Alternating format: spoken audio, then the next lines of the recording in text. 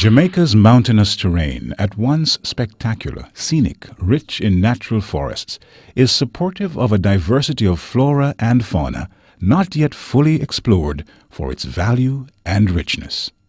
Its forests and watersheds, among the best in the world, has earned Jamaica the name Land of Wood and Water.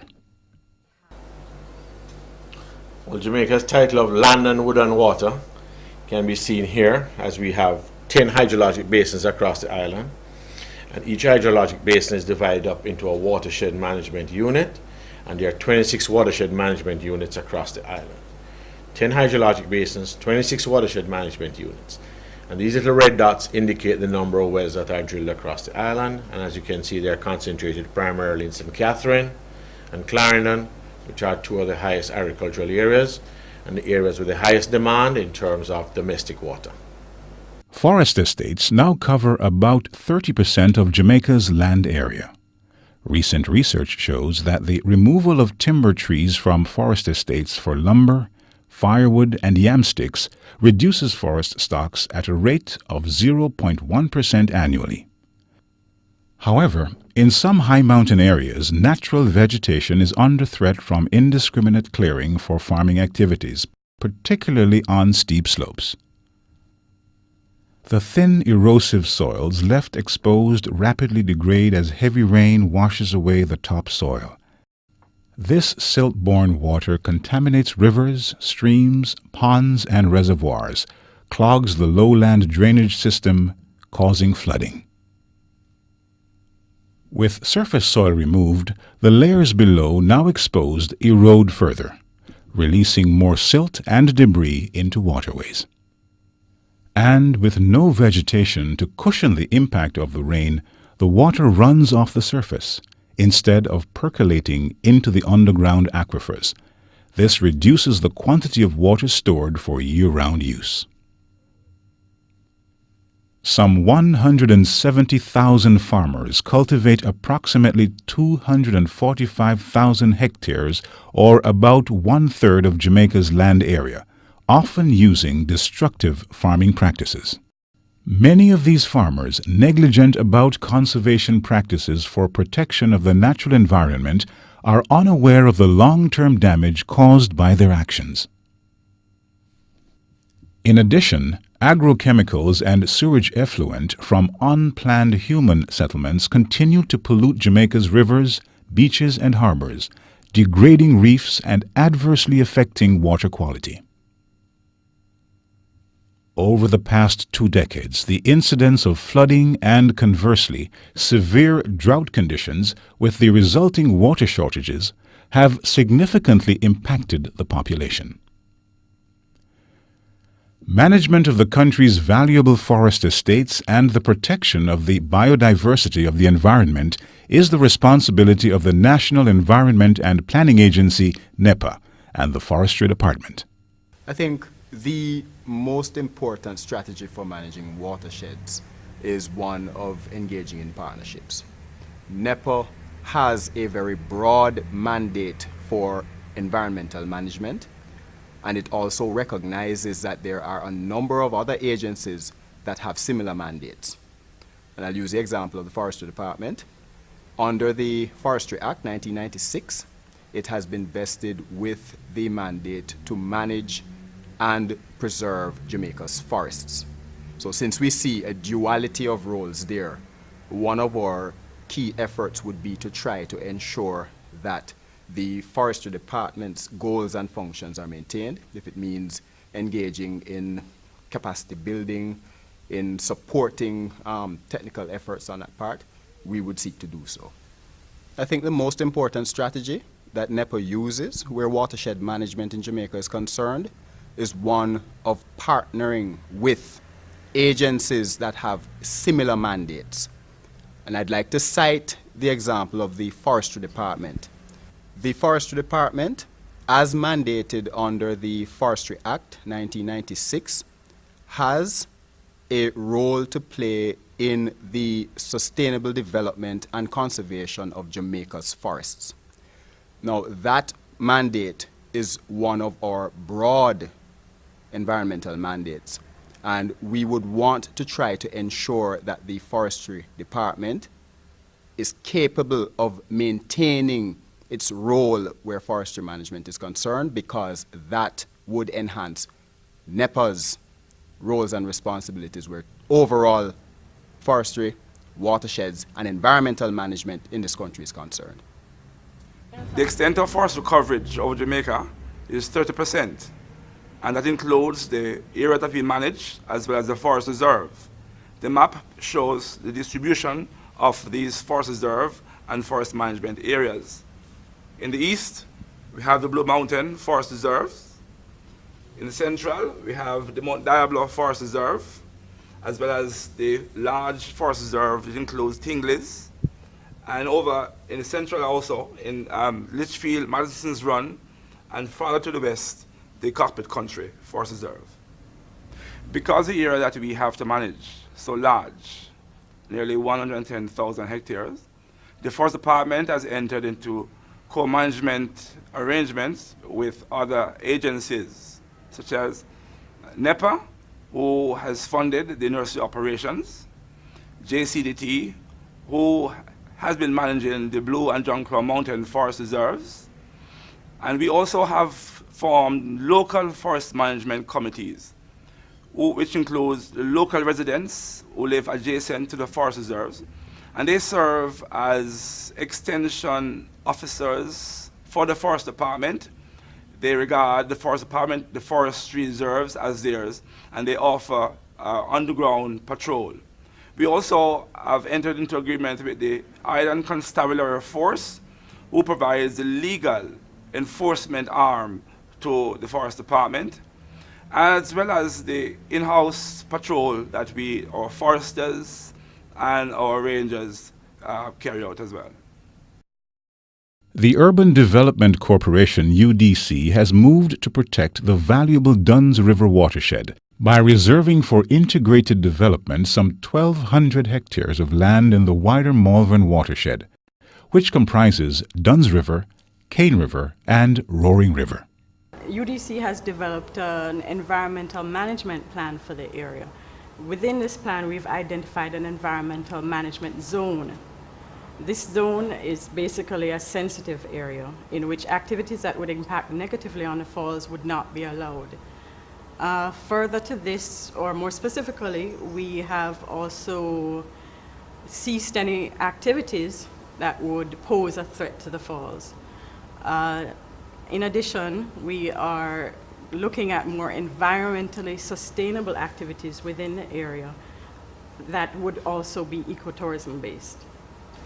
We have identified an environmental management plan for the area. Within this plan, we have pinpointed an environmental management zone or a sensitive area. Within this area, activities that would impact negatively on the falls would not be allowed.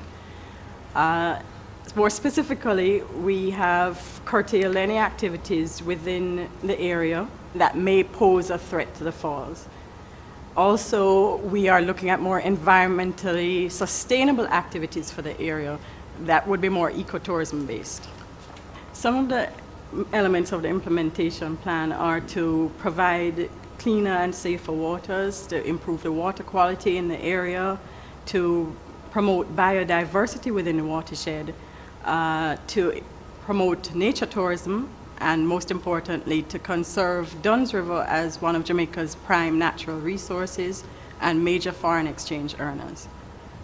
The Environmental Foundation of Jamaica sought to look at what were the national priorities linked to, let's say, the critical watershed areas in Jamaica. Through dialogue with NEPA, the National Environmental and Planning Agency, we discovered that the Duns River watershed area is a critical sub-watershed that required attention, primarily because of the value of the falls, of the tourist attraction. And so we sought to implement this project. This project was developed looking at the original UDC plan. UDC had an environmental plan for the area which focused on the lower reaches of the watershed, and so the EFJ sought to focus on the upper reaches of the watershed and modeled our project off some of the elements of the UDC plan, seeking to find out similar things that UDC plan investigated regarding the biodiversity in the area, the water quality in the area, and so on. And we did that for the upper reaches of the watershed. The EFJ is always seeking to make impact in a positive way in areas of our environment that are of critical importance. And to that end, we will be open to working with non-governmental organizations that are working in other critical watershed areas in Jamaica. Should they want to come to us for funding, we will gladly review proposals and evaluate and provide funding support as is necessary. But we hope that there are elements of this project that can be taken to other communities and the lessons learned from this project that can be shared to other critical watershed areas in Jamaica. The key elements of the project that EFJ is seeking to tackle in partnership with a variety of agencies include reforestation activities that's being done in partnership with the Friends of the Sea, an NGO in the St. Anne area, along with the Forestry Department, who will be providing or have provided technical support and seedlings for the project. We are also engaged in monitoring of the water quality and quantity. This aspect was done in partnership with the Water Resources Authority.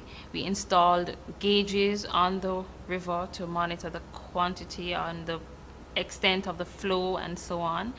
And other elements include community education and awareness.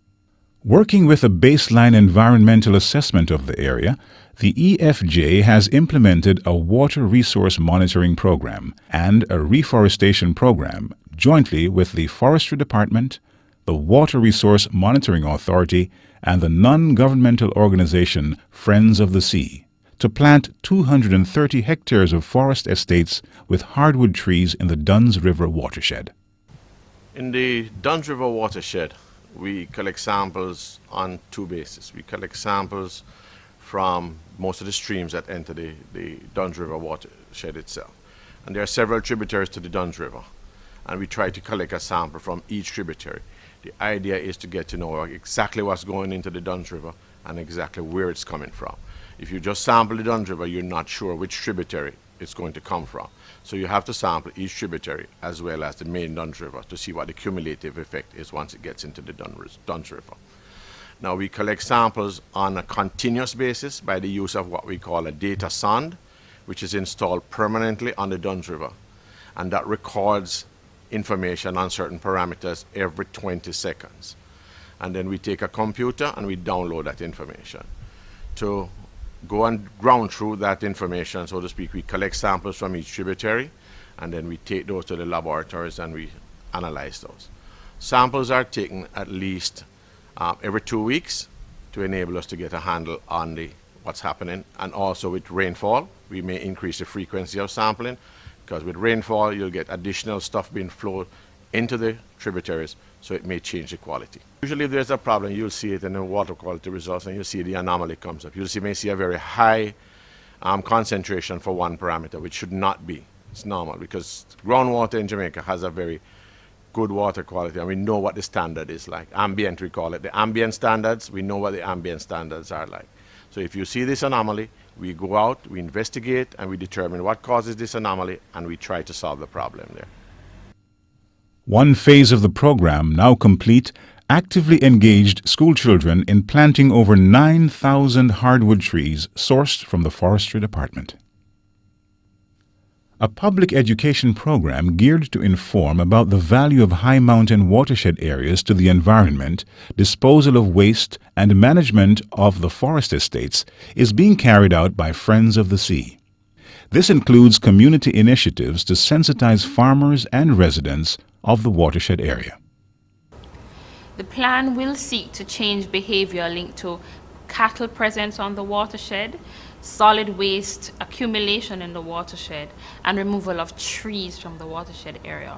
We will seek to sustain corrective action and corrective behaviors on the watershed by an education and awareness program, continuous education and awareness program with the communities and the schools in and around the area. Through observations and discussions, community members are becoming more aware about environmental issues, particularly those relating to silting of rivers and surface water quality. Site visits foster understanding of the destruction that results from food crop cultivation on hillsides denuded of natural vegetation. Subsistence farming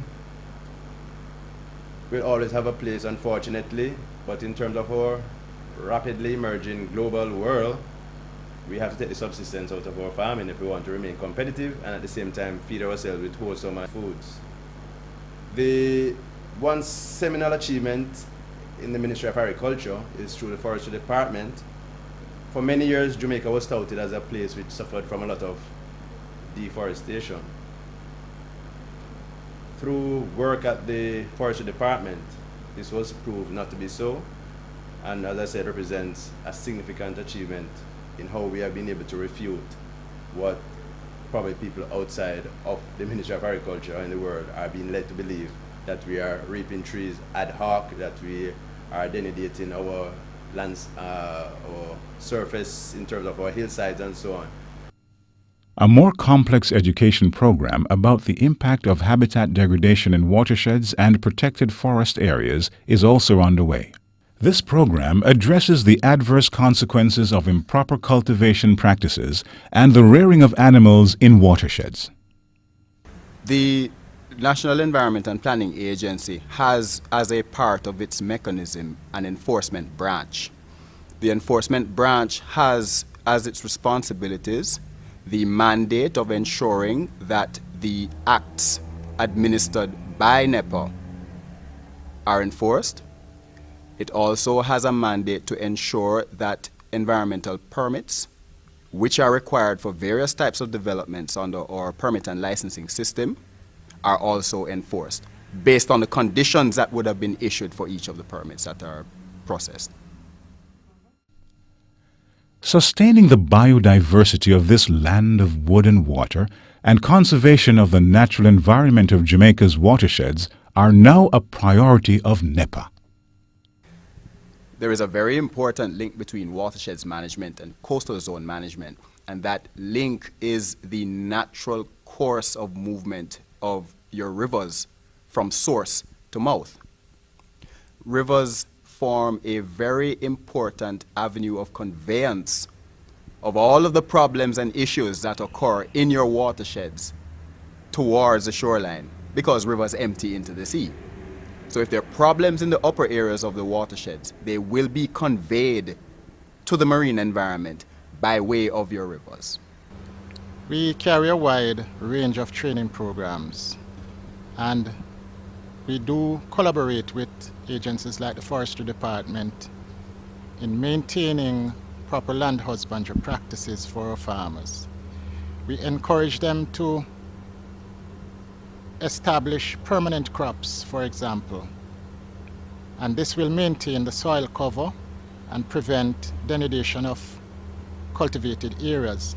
We also encourage minimum tillage operations as far as land preparation is concerned in establishing crops, so that the whole environment is preserved and you have a minimum erosion hazard as a result of these interventions that they make. We also encourage them from the standpoint of pesticides management. When they are finished with their containers, that they do not throw them in the water sources, but that they bury them, or what is allowed to be burnt. For example, if they are paper packages, those can be burnt, but metals and plastics, we bury those, that they do not contaminate the water sources and destroy the animal life and wildlife in the respective areas. And that is also hazardous to humans who may use these water for domestic purposes. We have had to change the methods that we used to use traditionally by having individual farm visits to each farmer. We have now got to move to a group approach in getting the message across to the farmers, because the reduced numbers would not allow us to visit the farmers on a frequent basis. and as such, we use a group approach to get the message across to them. Within those groups, we try to identify lead farmers and use these persons to assist us in getting the message across. These persons are generally early adopters, and so when their neighbors see them changing their traditional production practices and they are successful with that, then they tend to adapt the practices themselves. Recognizing that a national watershed action plan is necessary to respond to the degradation of these areas, a number of coordinating mechanisms are being put in place. To classify individual watershed areas and rank them in order of priority. Develop individual plans for management. Create an overall implementation plan. Train professional staff in watershed management. To ensure effective management of all watersheds, the national plan will encompass modernization of monitoring and evaluation methods, such as Geographical Information Systems, GIS, training of extension and field officers, education and incentives for farmers.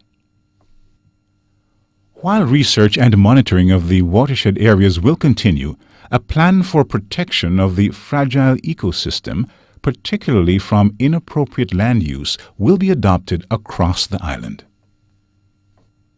Cooperation and collaboration between NGOs and community groups are critical to defining and disseminating messages for school children and at other places of learning. In addition, it will be important to establish and maintain links with high mountain communities for maintenance and preventive action, damage control programs, and for engagement in early restoration after natural disasters. The beauty of Jamaica, its pure waters, magnificent beaches and rivers, mountains, and rich flora and fauna, though fragile and in need of continuous protection from degradation, earned for Jamaica some $1.4 billion in 2003 from tourism, recording 2.5 million stopover and cruise ship visitors to the island. Indeed, because the Duns River waterfall is the world's top tourist attraction, Ocho is the most popular cruise port in the world. Protection of the country's natural beauty and resources for population health, food security, and economic prosperity is therefore everyone's responsibility. We can all play our part. Do protect our watersheds. Plant trees. Keep watersheds free from garbage, sewage, and other wastes.